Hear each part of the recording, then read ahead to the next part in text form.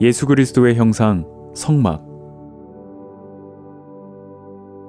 제 45장 기도.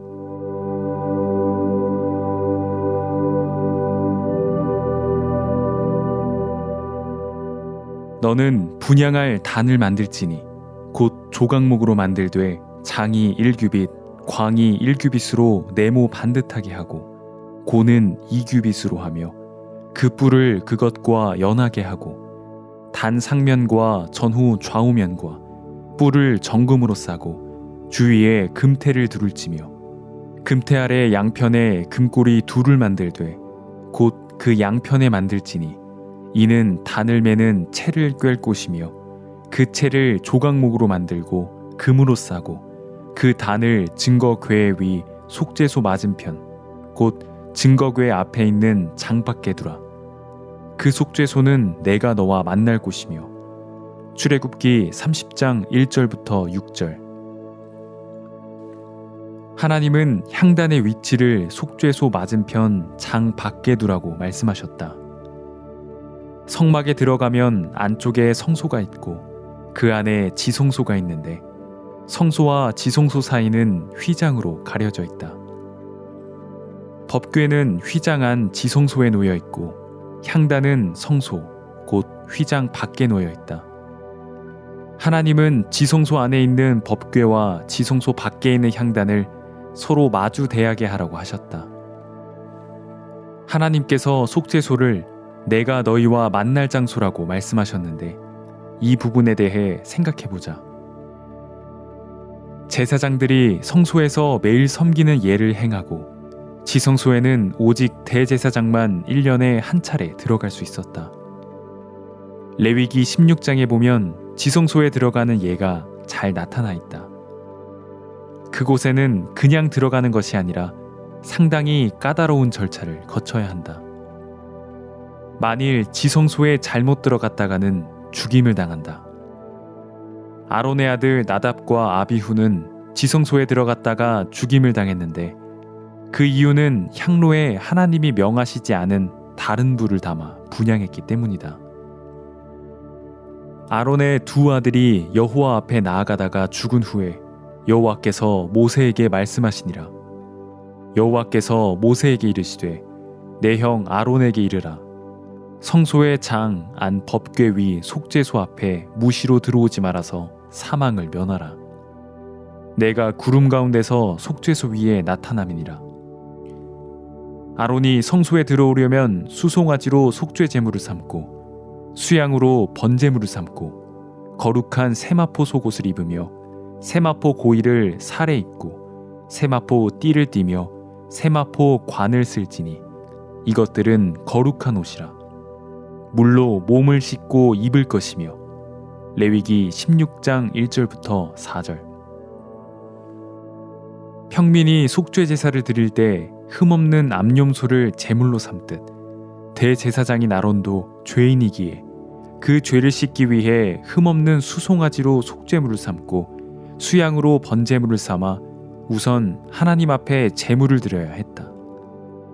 그러고 난 후에 거룩한 세마포 속옷을 입으며 세마포 고이를 차려입고 세마포 띠를 띠고 세마포 관을 쓰는 등 아주 까다롭고 거룩한 절차를 갖추어야만 들어갈 수 있는 곳이 지성소다.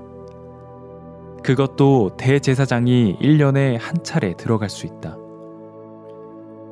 성소에는 제사장이 매일 아침 저녁으로 들어가서 섬기는 예를 행할 수 있었다. 제사장은 지성소에 들어가지는 못하지만 장 밖에 향단에 향불을 피우면 그 향연이 지성소로 들어갔다. 향단 맞은편에 있는 법궤 위 속죄소를 그 향연으로 덮으라고 성경은 이야기하고 있다. 그렇다면 더러운 죄인이 어떻게 지성소에 들어가 하나님 앞에 나아갈 수 있는가? 대제사장이 지성소에 들어가기 위하여 드리는 속죄 제물이나 번제물은 예수 그리스도를 가리킨다.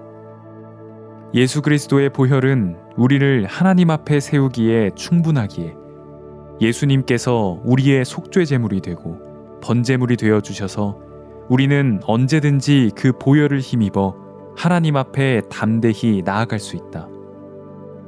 때로 우리가 잘못된 일을 행하여 연약함에 빠지면 하나님 앞에 담대히 나아가지 못한다.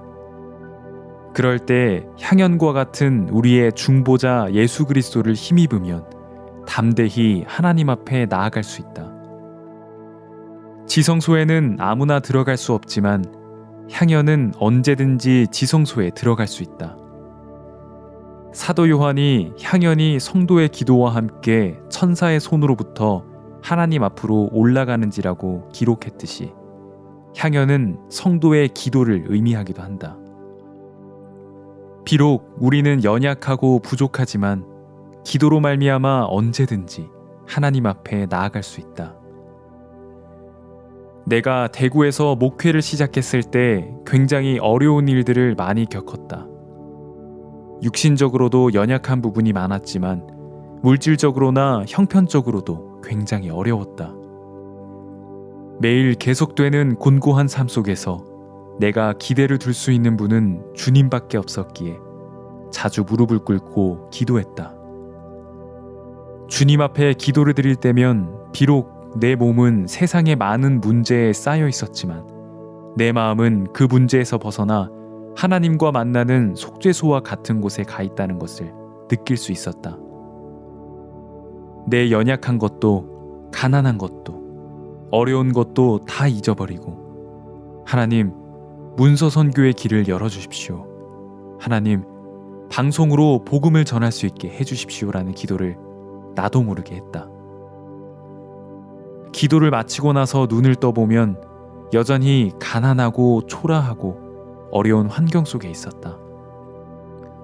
기도하긴 했지만 이건 꿈이야, 환상이야 라고 생각하고 내 마음을 억눌렀다.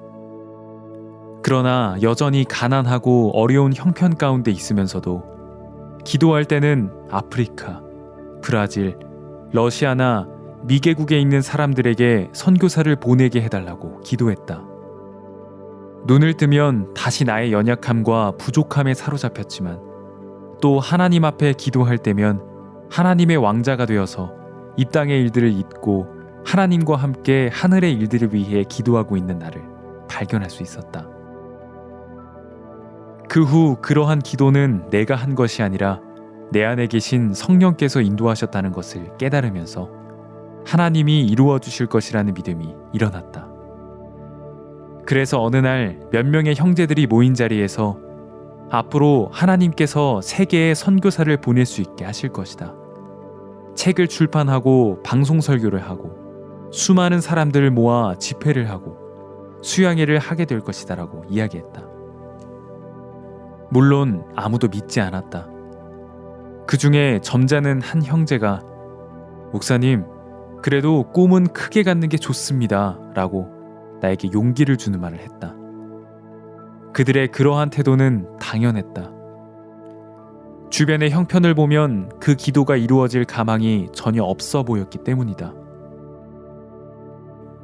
그러나 기도할 때마다 나는 내 연약한 것, 못난 것, 부족한 것을 다 잊고 하나님의 자녀로서 떳떳이 하나님 앞에 설 수 있었다. 그래서 나는 어려울 때 기도하기를 참 좋아했다.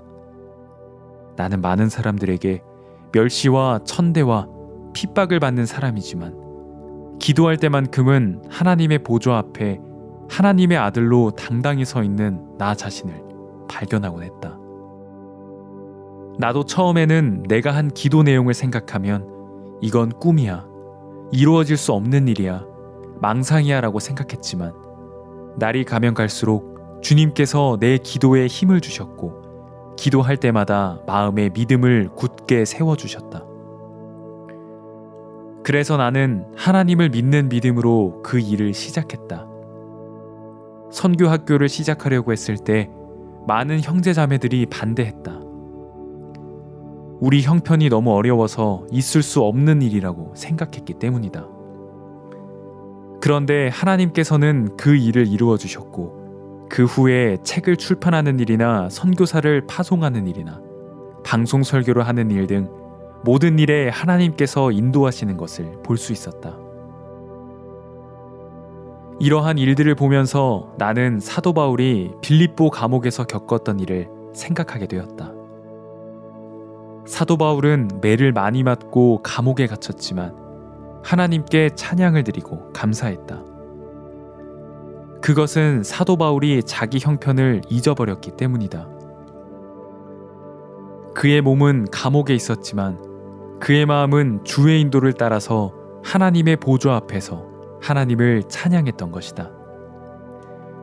나에게도 육신적으로 어렵고 곤고한 일이 많았는데 그럴 때마다 하나님께서 기도하게 하셔서 내 문제를 하나님의 손에 넘겨놓도록 하셨다. 참 놀랍게도 기도로 내 모든 문제를 하나님의 손에 옮겨놓았을 때 일이 당장 이루어지진 않았지만 내 마음에 평안함과 쉼이 있었다.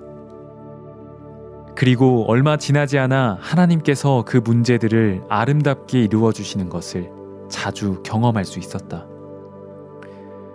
마치 텔레비전이나 라디오가 고장났을 때 수리점에 맡겨놓으면 주인이 다 고쳐놓고 고장난 자동차를 정비소에 맡겨놓으면 정비공이 다 고쳐놓는 것처럼 말이다.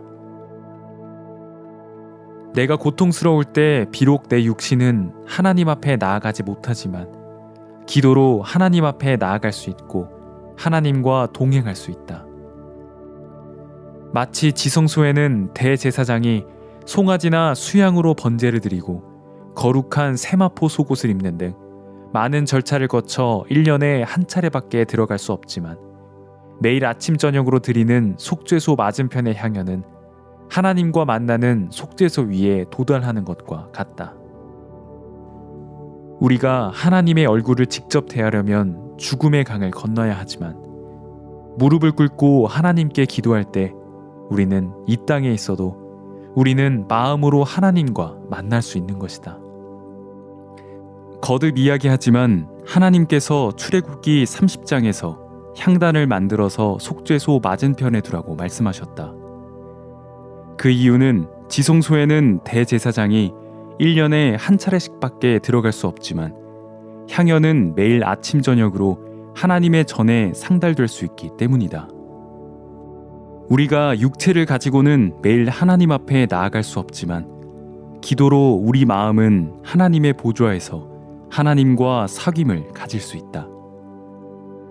또한 기도로 하나님과 어려운 문제를 의논하고 하나님의 손에 그 문제들을 맡겨놓을 때 하나님은 어김없이 그 모든 일들을 이루어 주신다. 향단은 속죄소 맞은편 장 밖에 두되 지성소 바로 앞에 두었다. 우리 육체는 그 휘장을 넘어서 지성소로 왔다 갔다 못할지라도 우리 마음은 기도로 항상 하나님의 보좌 앞에서 하나님께 영광을 돌리고 하나님을 기쁘시게 하는 삶을 살 수 있는 것이다. 이제 기도로 늘 하나님 아버지 앞에 담대히 나아가 하나님과 교제하는 귀한 삶을 살게 되기를 바란다.